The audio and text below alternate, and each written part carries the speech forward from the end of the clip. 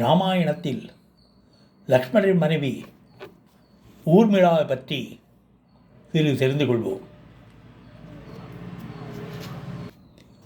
ராமரும் லக்ஷ்மணரும் காட்டிற்கு செல்லும்போது கூட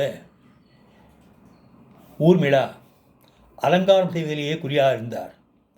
லக்ஷ்மணருக்கு மிகவும் கோபத்தோடு, நாங்கள் 14 ஆண்டுகள் காட்டில் வாழப்போகின்றோம், நீயோ சிறிதும் கவலை இல்லாமல் இருக்கின்றாய் என்று கோபப்பட்டு காட்டிற்கு சென்றான்.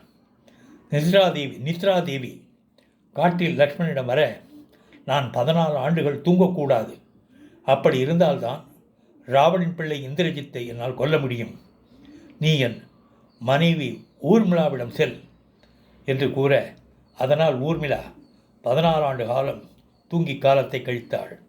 14 ஆண்டுகள் முடிந்த பிறகு ராவணனும் இந்திரஜித்தும் மாண்ட பிறகு சீதாதேவி, ராமர், லக்ஷ்மணர் அனைவரும் அரண்மனைக்கு வருகின்றார்கள். அப்போதும் லக்ஷ்மணன் கோபத்தோடு இருக்கவே, எல்லாம் தெரிந்த சீதா ஊர்மிளாவின் தியாகத்தை விவரிக்கிறார்.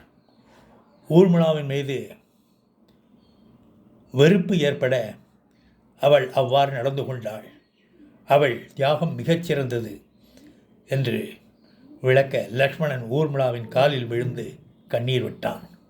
ஊர்மிளா அவ்வளவு பெரிய தியாகி.